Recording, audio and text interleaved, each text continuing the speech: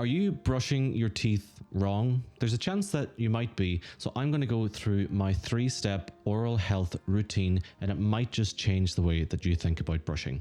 There are so many products out there nowadays, from different types of electric toothbrush, manual toothbrush. Is it a soft bristle, medium bristle, hard bristle? Do I use floss, regular string floss? Do I use interdental brushes? Do I use a water pick?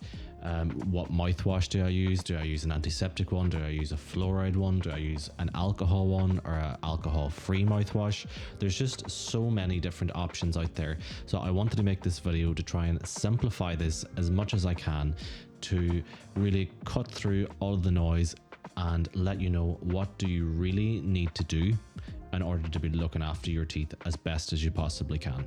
So for me, step 1 is always floss, and I like to do floss first because the toothbrush won't reach in between the teeth. So flossing first gets all of that plaque and gunk and bacteria out from in between your teeth. And what do you use here? You can either use regular string floss, you can use floss picks, you can use interdental brushes, or you can use a water pick.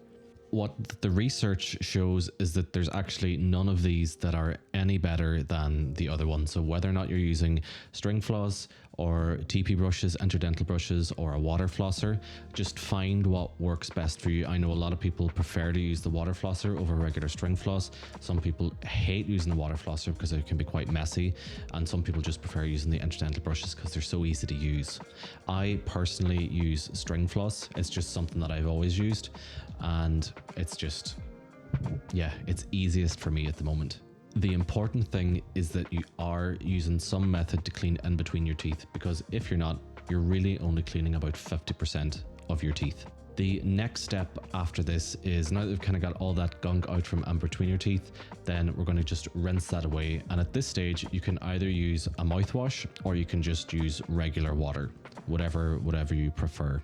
The idea here is just to remove all of that plaque that's now kind of sitting on your teeth. Using mouthwash isn't a necessary step. I know some people like to use it because they just like the way that it makes their mouth feel. They feel really, really clean after using it. The only thing I would say about mouthwash, and it can get a little bit of a bad rep sometimes, is because the level of fluoride that's in a mouthwash, particularly a fluoride mouthwash, is going to be much lower than the level of fluoride that would be in your toothpaste.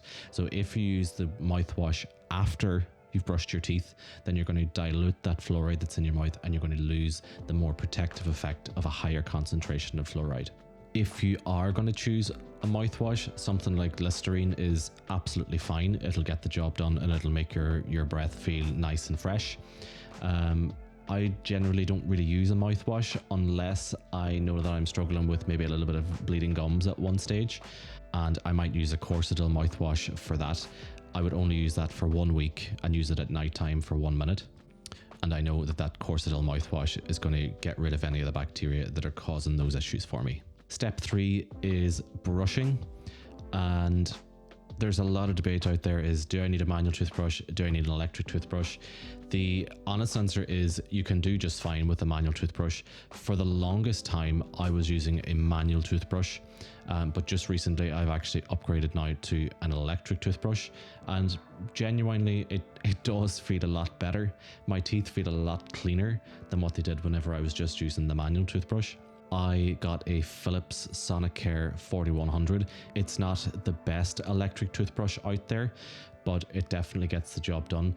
If you are looking at an electric toothbrush, you want something that is going to have a pressure sensor. So that means that it'll make a little noise, or an LED light will flash if you're pressing too hard.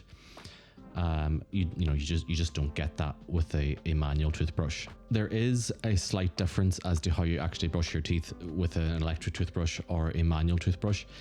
The general consensus is that with an electric toothbrush, you just let the brush do all the work. If you start to brush along with the toothbrush, then you can start to cause damage to your teeth as well. Particularly if you're brushing too hard, then that can start to cause gum recession, or even start to wear away surfaces of the teeth as well. So that's why it's really important. Just you put the toothbrush up against the tooth and let it do its work for a few seconds and move on to the next tooth, and you do that then throughout your whole mouth. The big advantage of the electric toothbrush is that it will get these oscillations, it'll get all these movements far more than what we can just with a manual toothbrush. So you'll achieve good results. You'll just achieve them faster and with less effort with an electric toothbrush. You can still do that with a manual toothbrush as well, but you just need to be very, very careful that you are getting everywhere and you're not missing any plaque. If you are using a manual toothbrush, you can either use a soft or a medium brush. If you are someone that does brush quite aggressively, or you scrub a lot, or maybe you brush more than twice a day, then I'd probably consider a softer toothbrush. Sometimes people will say to me then, whenever I'm using a soft toothbrush, it doesn't feel like I'm cleaning my teeth at all. You are still cleaning your teeth, but you can just put a little bit of extra pressure on with the soft toothbrush. With the medium one, not so much. And that's, you know, with each higher grade of bristle, you're giving yourself an extra risk of potentially causing damage to the gums and the teeth then as well. So you can still use a medium toothbrush, just maybe would take a little bit of extra caution with it. As we all know as well, the correct regime, I suppose, for brushing our teeth is to brush twice a day for 2 minutes each time. And one of the most important factors with that as well is spit, don't rinse. And that means whenever you're finished with your toothbrush and you've got your mouth full of toothpaste, you just spit that out. Don't rinse your mouth afterwards with any water or any mouthwash, because as we were saying previously, that's only going to dilute and wash away the effect of the toothpaste. A little bonus step as well to throw in here is, and if you have one, use a tongue scraper. If you're struggling with bad breath, a tongue scraper might be a great investment for you, because 99% of the time, bad breath is caused by a buildup of bacteria. And you can be brushing your teeth, you can be flossing your teeth very, very well and very consistently, but your tongue is a breeding ground for bacteria. There's lots of little nooks and crannies in your tongue that your toothbrush or mouthwash won't get out. But a tongue scraper is the best thing for that, and it will really, really make a difference to your breath. One of the other things that comes up a lot is, what order should I do this in? I know I've given a basic order here, but realistically, it doesn't matter. If you're doing all those basic things, brushing your teeth really well, flossing your teeth, including a mouthwash if you want to, and maybe including a tongue scraper as well. If you are doing those things, you are already miles ahead of a lot of other people. I think I read a statistic not so long ago that in America, in the United States, only 50% of people brush their teeth twice a day. So it means 50% of people are either brushing once or not at all in a day.